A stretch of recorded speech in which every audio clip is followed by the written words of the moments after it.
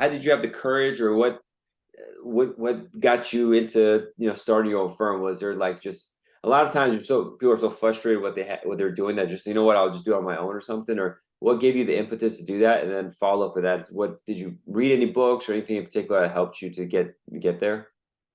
Yeah. So what I generally tell people is that a lot of times, maybe most of the time, when people start their own firm, it might be because they don't like working with other people and they really want to be their own boss and decide how things go.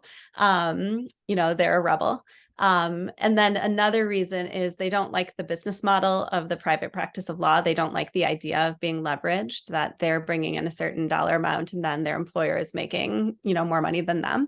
Um, and I never really had either of those impetus for starting my own practice. I enjoyed working in a firm setting. I didn't have any problem with the fact that my employer was the one taking on the risk and therefore they got a greater reward.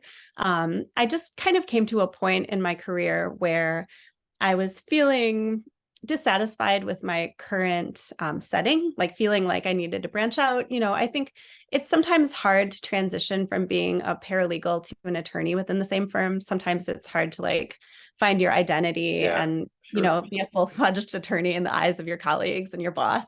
And so I was just feeling a little bit stifled. And at that time, my husband was working at the Minnesota Attorney General's office with my now law partner. And my law partner was leaving. And so we all got together for coffee. I had a newborn baby. And so we all have this like memory of like the formation of the firm where we were all hanging out for coffee, holding the baby. And like a conversation about me referring work to Jeff became a conversation about starting a firm together. Mm. And so it happened very spontaneously and organically, and not with, a lot of this like planning and thinking about like being an entrepreneur. It's interesting because now I feel like I was just destined to be self-employed.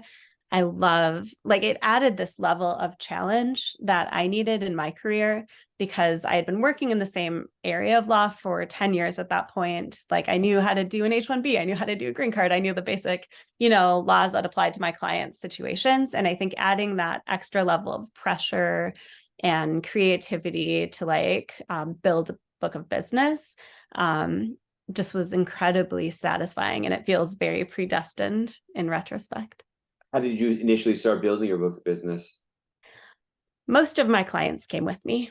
So I started out with a book of business. It was interesting. I had assumed when I started my firm that I was going to do a pretty good mix of immigration law. Like I took on some cancellation cases, was going to do, a lot of asylum but also employment-based, family-based. I had this idea that I would do everything. But the firm that I was with was primarily employment-based. And so that my practice has just continued on that trajectory since I started out with a base of, a lot of biomedical researchers, engineers, IT professionals, teachers. And so I just kind of transitioned to a similar practice.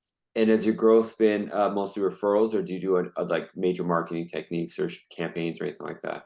It's all client referrals. I do not do any marketing. But I mean, being in politics has definitely elevated my reputation. Mhm. And, I don't think that a ton of work is directly related to my work as a public person. But I definitely think it doesn't hurt to have that additional sort of profile in the community.